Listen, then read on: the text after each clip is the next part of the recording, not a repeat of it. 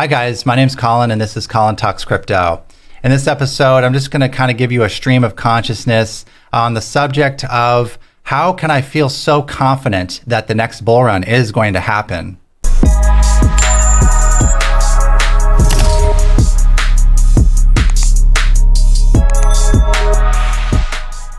I realize that I'm highly confident. I'm a perma bull for crypto.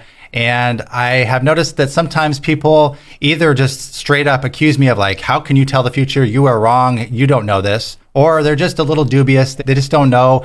Why do I feel so confident? And so I'm just going to do my best to impart all the things I think with when I talk about Bitcoin and cryptocurrency that makes me feel the way I do about it. And this is not financial advice, so treat this accordingly. Now, there's a lot of factors for why I believe that Bitcoin and cryptocurrencies are going to continue to gain value. We're going to just not even touch upon the fact that it's a total revitalization of the monetary systems of the entire globe. I mean, that alone should give you enough clue that this is kind of a big deal and it's probably worth something.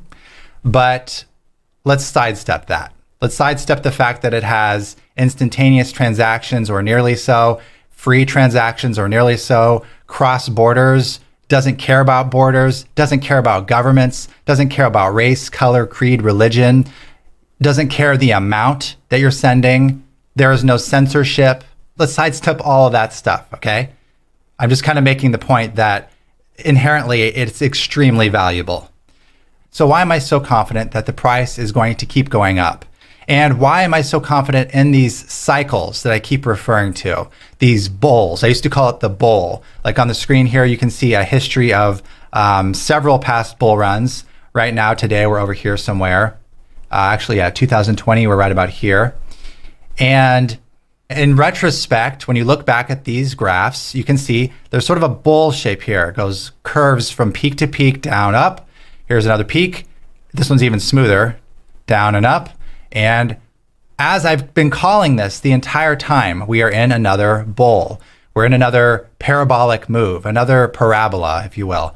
And I called it like right here. I've been calling it here. I called it again here, that we're in it. You know, we can't see it until it's done, like here, but we're in it. And I'm acting accordingly. But people sometimes, they just don't get, how can I feel so confident that this is going to happen again, that this bull is going to happen again, aside from the fact that it's happened several times before. And they're correct, history does not always repeat itself. And I think the reason for this certainty largely lies upon the mathematical foundation that Bitcoin is founded upon. The inflation rate, the issuance rate, and the halving, most importantly. Bitcoin has a halving of its issuance every 4 years. This, I think, if I had to boil it down to one factor of why I'm so sure about these cycles, is because of the issuance and the halving every 4 years. No other commodity, no other stock, no other government printing of money is this predictable. Governments will print 100 billion this day, 90 billion this month. It's very unpredictable. The only predictable thing about government printing is that it's going to continue. So the predictable thing with the government money is that you should short fiat. And that is exactly what we're doing with Bitcoin and cryptocurrency. We are shorting fiat. That's the entirety of its original purpose. So basically, I would hedge my bets against the dollar in the long run. It's a fine store of value in a very small time frame.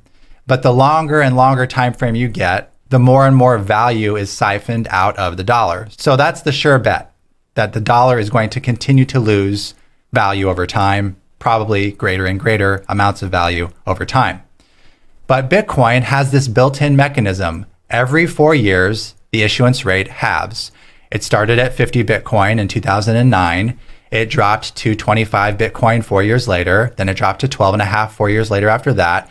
And in about 3 months from now, it's going to drop another 50%. It's going to go to 6.25 Bitcoin per block mined as the miner reward for securing the network.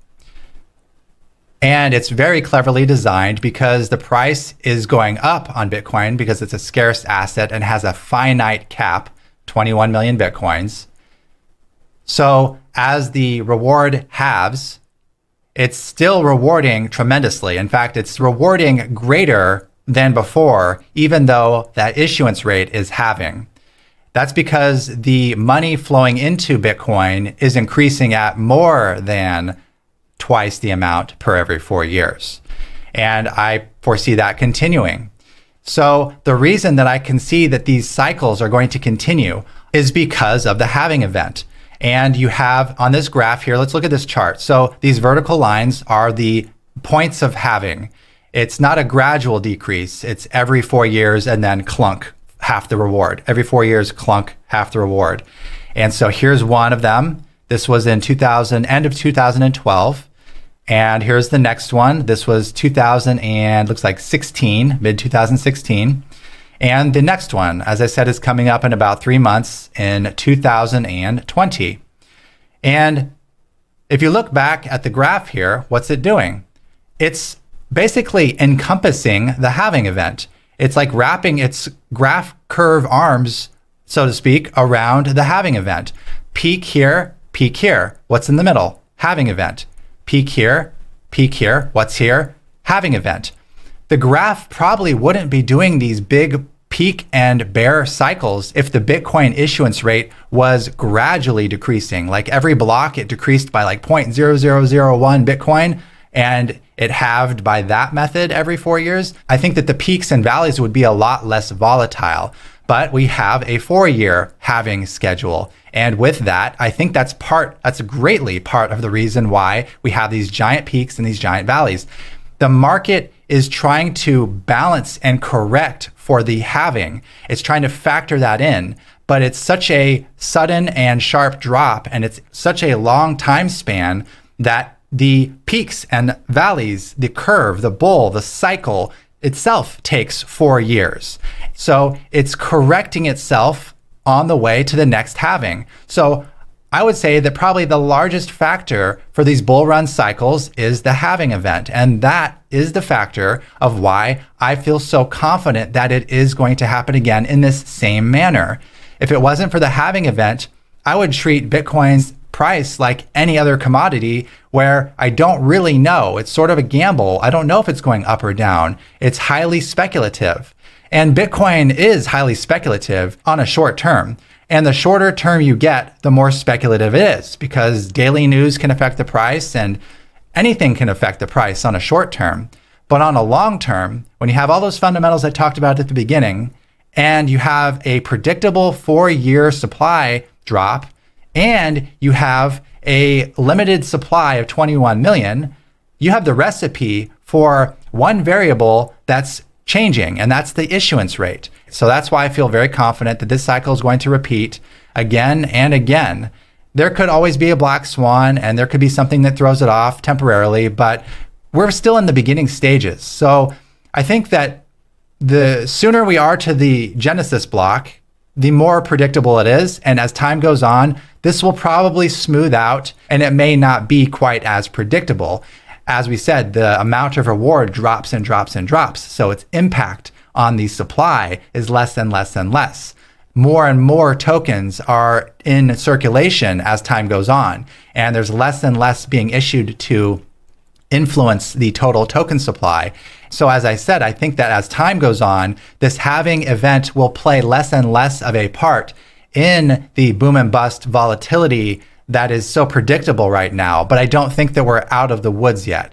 And I think that we can count on this for a little while to come. It will definitely be a significant factor in the price of Bitcoin.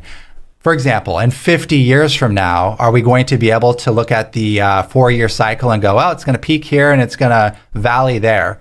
I highly doubt that, actually. I think that that's not going to be a thing anymore because we'll have 99% of the tokens in circulation. So I'm still highly confident that in 2021, we're going to see the peak of the next bull run.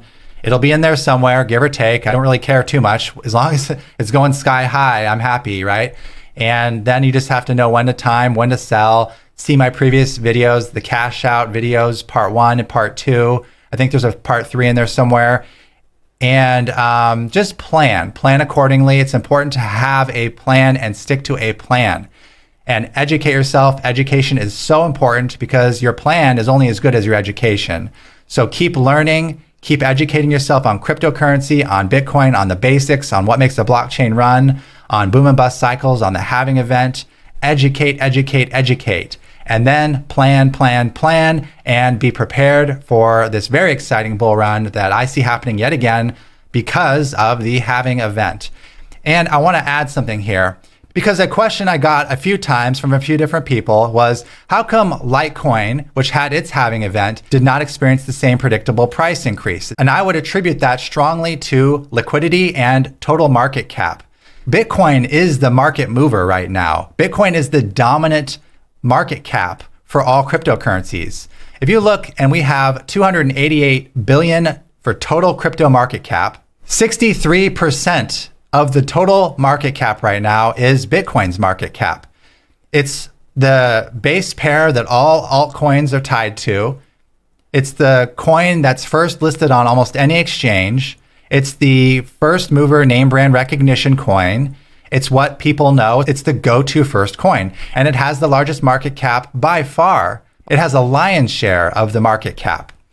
As we said, 63% of the market cap right now is Bitcoin, and that'll fluctuate.